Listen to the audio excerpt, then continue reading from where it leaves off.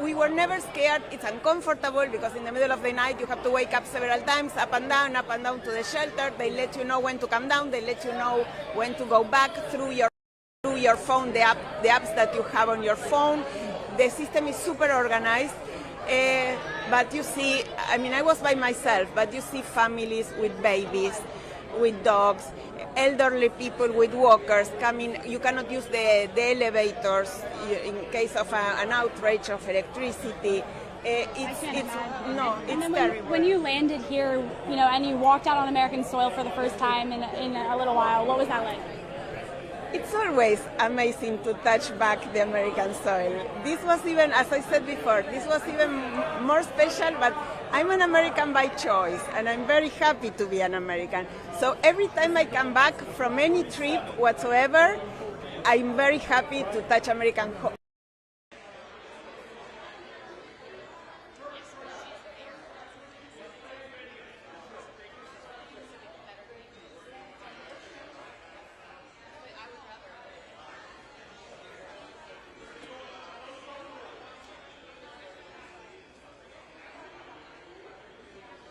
Hey, sorry. Oh.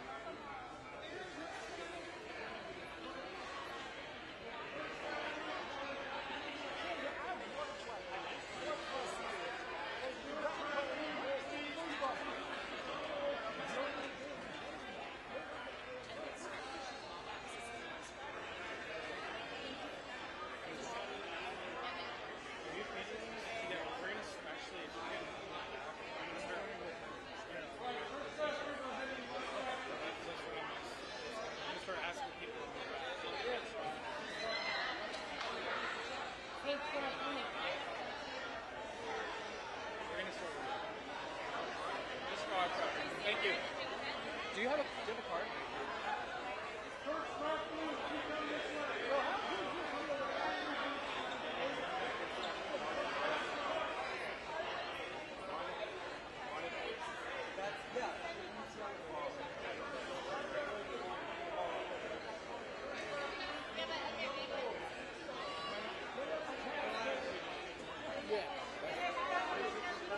Yeah, absolutely. You ready?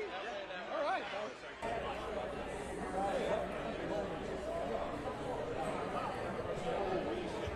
Yeah, no problem.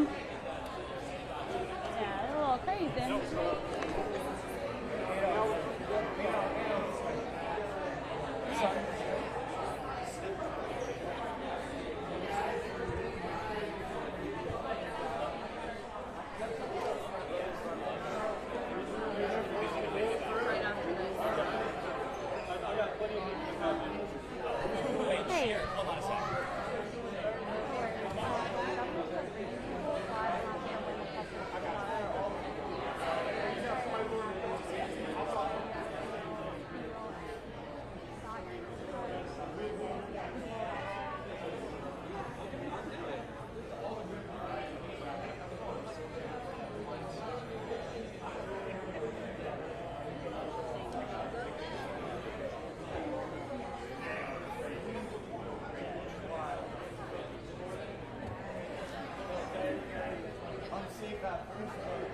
We're going to get started here in a few minutes.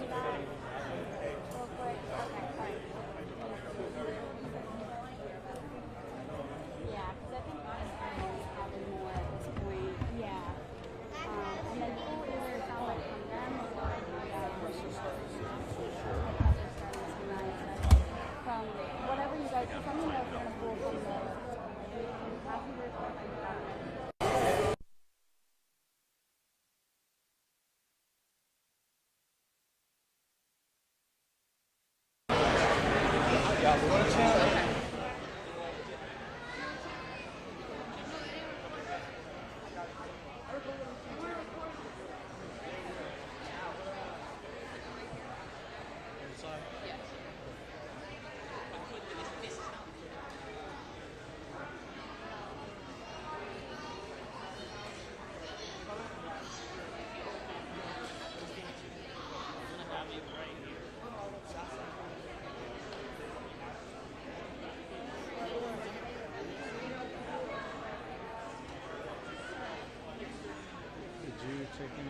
video that Governor? Angelo was. That was his. Make sure we have Yeah. that. I mean, I'll take some as well, but. Amazing. Just tell me what to do. Good soldier. Do you want to take another picture?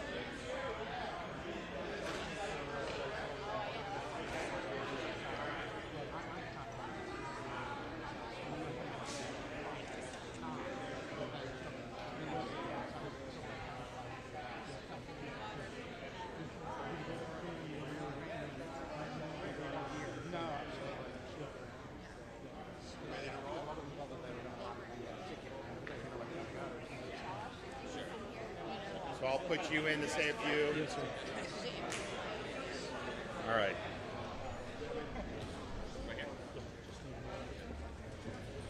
Well, good early morning, a little earlier than we usually do these press conferences, but we're here at Tampa International Airport to really celebrate the return home of many of our fellow Floridians and fellow Americans from a very difficult situation over in Israel.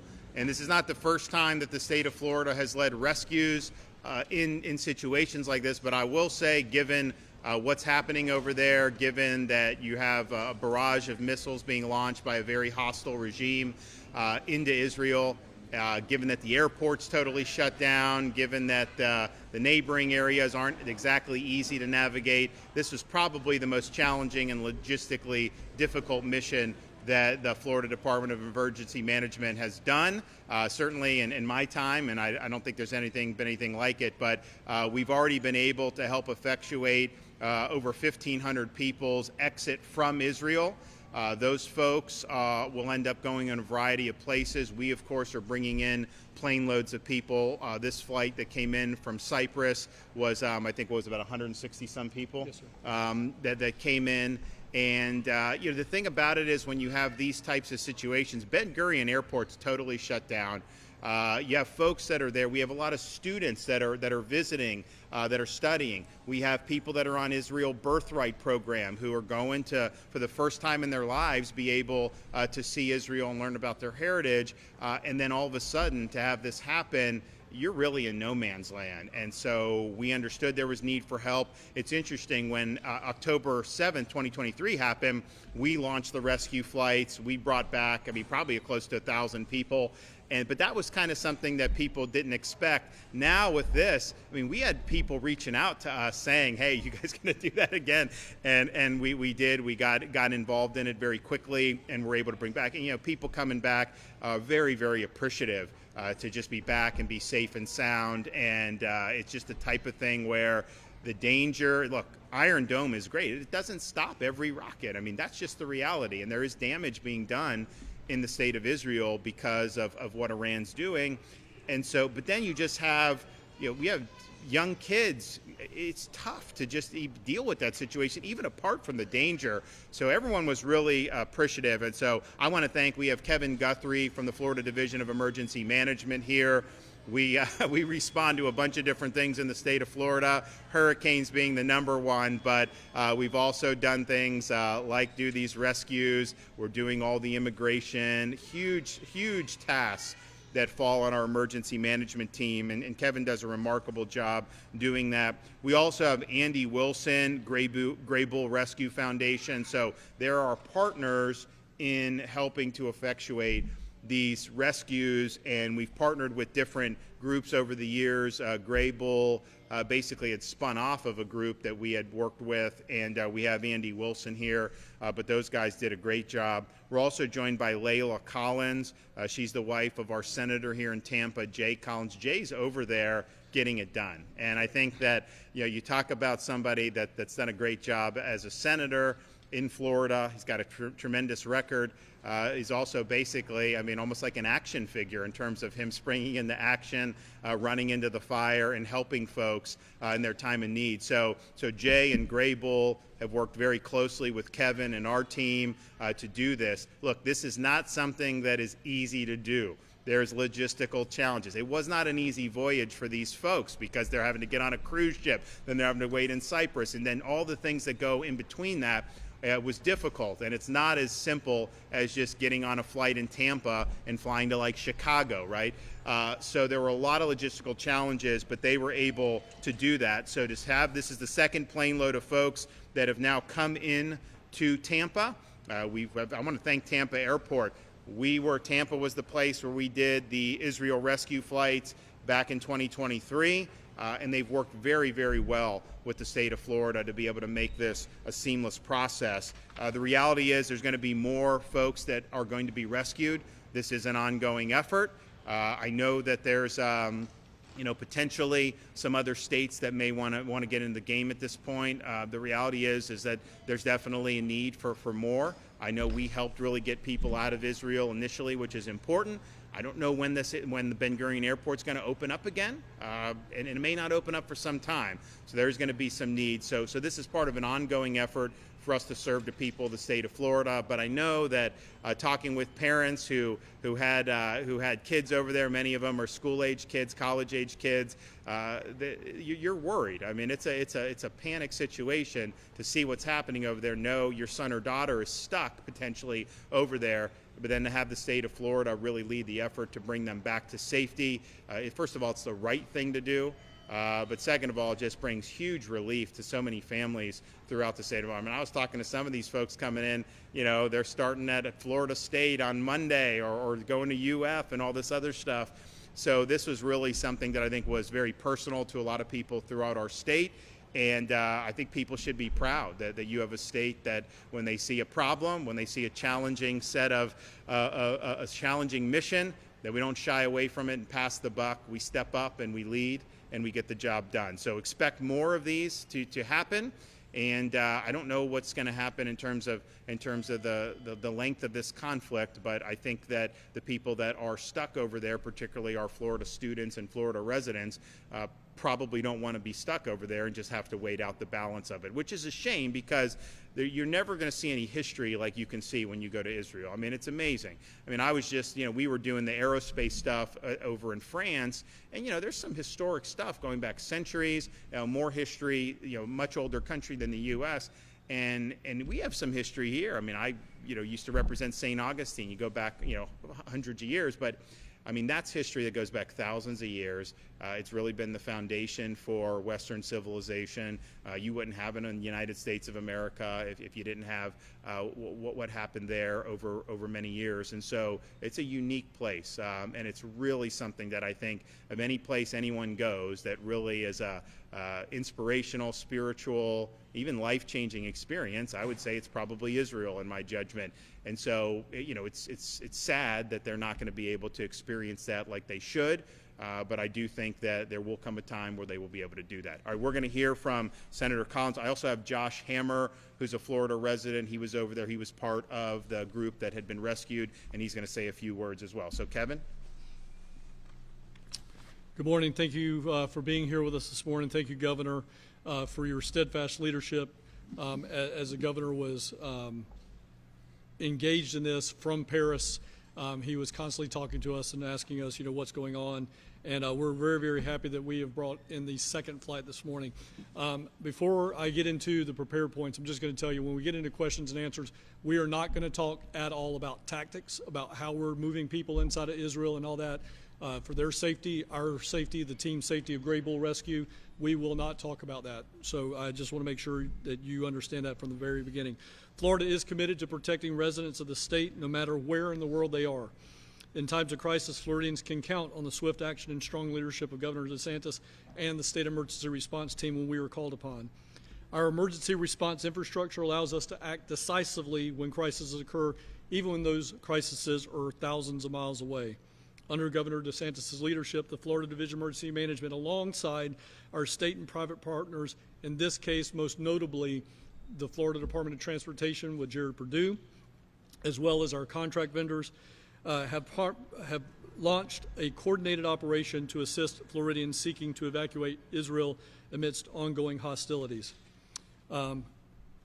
Central to that is obviously Gray Bull Rescue that we have partnered with. We are excited to partner with them again. We have conducted 2 rescue flights and 1 cruise ship mission that have allowed fellow Floridians and Americans to reunite with their families. As of today, we have flown over 300 individuals, and we have put on a passenger ferry over 1,100 more and facilitated that. When our residents are in need, the state of Florida is ready to come together and take action. Evacuation flights are still ongoing as a part of Florida's unprecedented mission to bring our residents home. This operation will continue 24/7 with the safety and well-being of Americans and Floridians as our top priority. Again, I want to extend my gratitude to the brave team members on the ground, which include Senator Jay Collins, Graybull's CEO, Brian Stern. They have been there for about 5 days, about 120 hours, give or take, and they have had very, very little rest. Graybull and our state private partners have just done yeoman's work. But I also want to call out two of my staff specifically. My staff has been doing a great job. There is obviously a 7-8 hour time difference depending on what country we're dealing with to get individuals out, and they have been working literally 24/7. So I want to make sure that I give a call out to my Deputy Executive Director, Keith Pruitt, who is former Army as well and has an extensive history in the Middle East. He is over there. He is helping out. And then also my Chief of Staff, Jake Felder, who has been a part of the Birthright program in the past. He has been there, done that. He knows a lot of the ins and outs about it. He has been forever, I'll be forever indebted to him for the leadership and the knowledge that he brings forward to this particular mission. Again, Florida stands with its residents. In peace and in crisis, we will always rise to the challenge. This is not just a rescue mission, it is a reflection of Florida's values of safety, courage, and resilience. Governor, again, thank you for your leadership that you do. I am super proud to carry out this mission. Okay, Josh? Just introduce yourself, tell them where you're from. Sure. So I did not expect to be here, of course. My name is Josh Hammer. I live in Hallandale Beach in the Broward County area, but I'm an editor at Newsweek. I host a show and write a weekly syndicated column.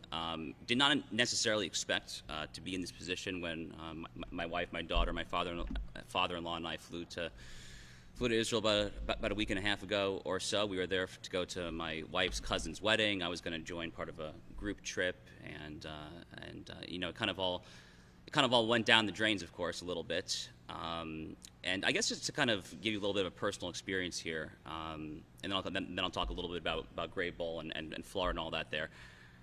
So we were staying in the center, in the broader Tel Aviv area when the IDF operation in Iran started last Thursday evening. And, you know, I kind of, as a political commentator, as an analyst, I kind of have done a lot of kind of Monday morning quarterbacking. Did I get it right? Should I have foreseen this coming? President Trump had given the 60-day deadline on negotiations. You know, they say to take President Trump seriously, not literally. In this case, perhaps literally might have been the better course of action because day 61 is when the bombs started dropping. In any event, we decided to spend a few days basically trying to wait it out there. And by wait it out, I think that you basically have to understand the following, which is you're essentially living on pins and needles for the sirens to go off, and then you have 90 seconds to 2 minutes to basically take, you know, in our case, our 6-month-old baby, just run to the bomb shelter. And another key point here is, you know, the Israelis have dealt with all sorts of mortar, rocket fire, and so forth from Hamas since they took over Gaza back in 2007. But we're dealing here not with these lower-level Scud missiles type mortars. We're dealing here with Iranian ballistic missiles. These are no joke. So the turning point for me personally, as a father first and foremost, was last Sunday evening into Monday morning, where there was a neighboring town in the Israeli center called Petah Tikva, where there were at least 2 individuals tragically who died while they were in the bomb shelter. So the bomb shelter did not protect them because the ballistic missile was a direct hit. You know, Israel will figure out their missile defense. That's a conversation perhaps for tomorrow, not for today. But that was kind of my impetus to say, okay, we need to figure out how to get the heck out of here there. Not an easy thing to do, by the way. As someone who is not just Jewish, but an adamant supporter of the Jewish state, I literally wrote a book on this 3 months ago. The governor blurbed this book quite graciously, in fact, Israel and Civilization. So this is near and dear to me. So getting out in the middle of a war zone is not my inclination per se, but again, thinking first and foremost as a father to a beautiful 6-month-old girl was really what we were thinking of here. So that's how I came across Senator Collins. I saw him tweet about this Graybull operation. One thing leads to another. I get in touch with Senator Collins and Graybull. and we start this marathon journey out. And we're probably going to laugh about it one day, right? I mean, we'll tell our daughter how her first passport stamp is Jordan of all countries. Israel does not stamp your passport. That's the context here. So so we had to physically cross the Jordan, not necessarily on anyone's bingo card, as you would say there, right? Unexpected night in Cyprus. We end up at a nice beach. I mean, the whole week has just been a total blur. I feel like I'm not even here right now physically. It's thank God that the Jewish Sabbath starts tonight, because we really desperately need that rest and that sleep. But I guess I would be remiss if I didn't emphasize here. God bless everyone here. Thank you guys so much. It's absolutely incredible that the state of Florida leads time and time again on these operations there. I have no idea why other states don't seem to kind of jump all in as well. But it's just yet another reminder that we are so blessed and privileged and honored to live in the greatest state in the country, the free state of Florida, and blessed to be governed by the greatest governor in this country, Governor Ron DeSantis, who is the greatest friend to the Jewish people and the Jewish state of Israel of any governor in this country, bar none, by far. So God bless you, Governor. God bless Senator Collins, who's become a friend, a wonderful, incredible man. Senator Collins, the first word that I think of when I see him, actually, to borrow the loan word from Yiddish, is mensch. He's a genuine mensch, just a good man. This is a former Army Green Beret who just dives into the thick of it there to get us across the border, to do this, do that. Unbelievable stuff. So God bless this amazing state, and we're just really happy to be home safely. So thank you all very much. Well, we're going to continue the operations. I think everybody has worked really, really hard. This is something that when these operations began, we didn't necessarily know what was going to happen immediately, and you kind of go roll with the punches and react. But it was pretty clear that we need to be in the game, that there were people that needed our help, and our Florida citizens were there, and they needed to be rescued. So thanks to everybody involved. We'll have more to come. But you saw everybody how relieved they were when they were coming off that plane. I mean, that's just genuine appreciation for people, stepping up and caring about them. Okay, any questions?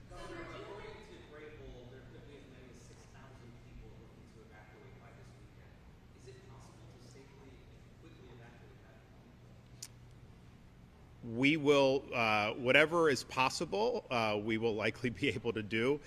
We always just find a way. Now, I think that it's not going to be probably all Floridians of that 6,000, and we're not, even though we're focused on bringing people back to Florida because that's our state, there are people on that. I mean, there was a family that had like 4 kids under 5, right, that were going back to, I think, New York or New Jersey. We're not going to turn somebody away as a fellow American. So our focus is on communicating with Floridians, getting them. But when there's other people that are fellow countrymen, we're going to help that as well. So it's a Florida focus mission, but we're not going to be in a situation where we're telling somebody, well, you're not a Florida resident, so you do. And even the people, I bet you everyone on this plane who is not a Florida resident spends time in Florida. I can guarantee you that. Governor, do you have any idea how many Floridians are? Well, we know what people have communicated with Kevin and DEM and Graybull. Do you want to give that number? Or? It's changing every Yeah, it changes. It's a very, the situation's in flux. But we did get, so you had college students that were over there. We work with the universities, identify them, and so many of them have been brought home, others are en route. Then you had the folks, the young people that were on this Israel Birthright program. So generally students, high school, college age, I would say, is probably most likely. And a lot of those folks are in the mix as well. But it's a very fluid, dynamic situation.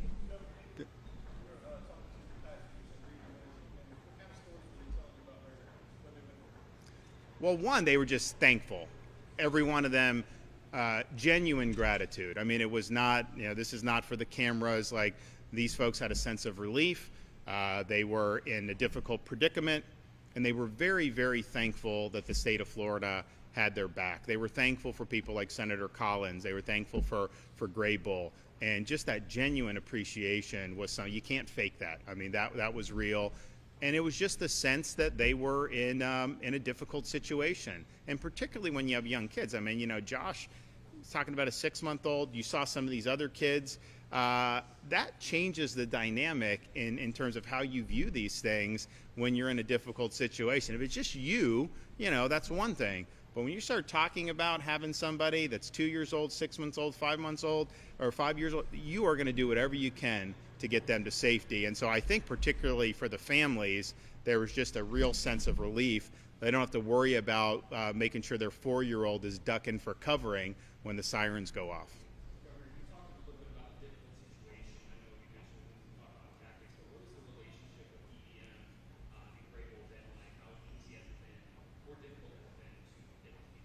Well, DEM and Grable, I mean, we're obviously, we chose them to be leading this. They're doing a great job. You know, I would say that it's not, look, it's just a difficult situation, right? When that airport is closed, you have limited options at that point. And so a lot of these folks went to Cyprus and then flew direct from Cyprus. So it's just logistically challenging, but I do think that we have had cooperation with the Israeli government. And they've been really good partners in this. And then look, this isn't our first rodeo, right? I mean, we did this after October 7th, 2023.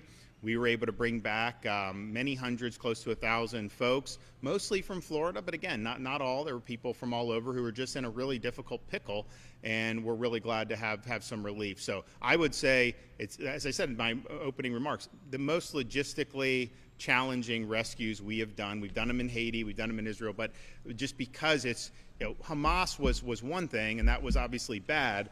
But when you have the Iranian mullahs, you know, the #1 terror state in the country, in the world, firing all these barrage of missiles, you also know that, I mean, you know, we know the neighborhood, right? And like, yeah, we could say we have good relations with the Jordanian government or whatever, but it's not exactly the preferred course for some of the folks who are having to flee there. So there's just those challenges, but I think everyone's worked well together. I think the Israeli government's worked well with us, and I think that certainly Gray Bull has done well. And, you know, these folks, I mean, you saw some of them come in, they've got Gray Bull stickers on now. They probably didn't know what Gray Bull was a week ago, and now they're wearing Gray Bull stickers. And so I think that that's something that's very, very meaningful. And I will say also, a lot of genuine appreciation for the state of Florida, for Kevin and Florida DEM, and for our office, which we appreciate. But I'll tell you, you know, a lot of those folks are like, you know, thank God for Senator Jay Collins, that he was really mover and shaker and not afraid to go into to difficult situations to be able to help his fellow Floridian and fellow Americans. And you saw that for sure. Well, it's not for me to ask. I think other states can do what they want. And, you know, I will say, the reality is when you're talking about this conflict opening up in Israel, you know, there's only certain states where you're likely to have a critical mass of people from. That's just the reality. Florida, we're near the top of the list, if not the top of the list, partially, you know, just based on our demographics. And it's not just folks that are Jewish. I mean, we had a Christian church group that was over there. As I said, I mean, you're never going to see more historic sites to be able to go and just open the Bible and you can point to what's being put in the Bible. I mean, it's really incredible. And if you haven't done it, you know, you should definitely do it. So to be able to see those sites. So we have church groups. You know, we have Jewish, young Jewish students who are on this birthright. Some of our Jewish students who are studying abroad, and students who aren't Jewish who are over there in Israel. And, you know, it's just really, really a big deal to be able to play a role in helping them out. So I'm thankful for folks springing into action. This is not easy to pull off. I mean, I can tell you the way government operates in some situations, it's not easy. Some states may not have a critical mass, and then other states just may not be able to handle emergency response the way we do. And for good reason. I mean, we need to do more emergency response in Florida because we have to face more emergencies given our tropical climate and geography. And so I don't begrudge some state maybe in the middle of the country that doesn't have Kevin's operation in place. If our administration was in the middle of the country and not in Florida, we would have a different emergency management footprint. But we've really leaned into the mission here in Florida across a wide variety of instances. And Florida DEM, I mean, they've been involved in everything from hurricane response, they've been involved in illegal alien transport, they've been involved in rescues. You know, anytime we have, they were involved in, I mean, people that got the monoclonal antibodies during COVID. We set up these mobile clinics That was Florida Division of Emergency Management that did that. That wasn't the Department of Health. The Department of Health staffed it, but these guys were there getting it done, and we were putting up sites within like 24 hours, I think, at the time. And you could talk to people to this day. People come up to me and say if it wasn't for that monoclonal, they don't know that they would have made it. So it is a testament, I think, to what we've been able to do in Florida to have really, really good professionals, very, very much. And Kevin, to his credit, he never says we can't, right? Like that. He knows, don't tell me you can't. He knows, find a way to do it. And so I don't even have to tell him. He just knows, okay, here's the mission. It may not be a straight line. It may not be easy, but we will find a way to get the job done. And that's really, I think, the can-do attitude you need. And if you had that attitude in every government agency around this country, people would have much more confidence in their state, local, and federal governments. And so I just appreciate seeing it in action yet again. And we were doing the start of hurricane season. Kevin and I did a press conference, and I said, I hope for Floridians, I hope this is the last time you see us on camera together for the rest of hurricane season, because we don't want to have any more hurricanes, particularly on the west coast of Florida. We need a breather. It'd be nice to have that 10-year breather that we had last decade from 06 to 2016. But here we are again, and we have an emergency situation that we're responding to. So hopefully we'll get everybody back safely. Hopefully this conflict will be resolved favorably, and hopefully at that point everyone will be able to enjoy July, August, September, October without having to see Kevin Guthrie on TV with me giving updates about the latest emergency. So thanks everybody that's been involved, and we'll continue to provide updates as more people are rescued. Thank you. Yep. Good job. Yeah, thanks so much. Yeah, good job. Yep, yep, yep.